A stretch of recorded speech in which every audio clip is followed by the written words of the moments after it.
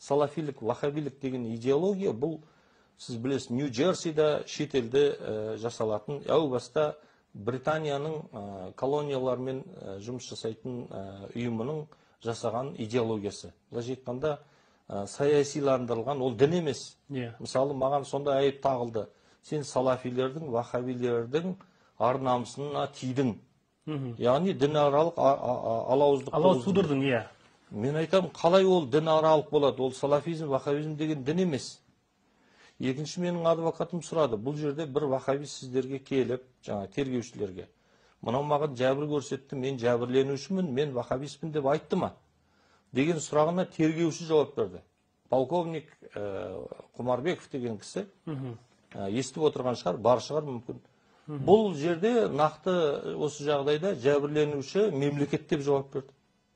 Яғни біз мемлекеттің ар намысын қорлаған екенбіз, вахабистердің ар намысын қорлап тұрып. Содан кейін біз шексілеміз қатып күлдік, сөйтіп еді.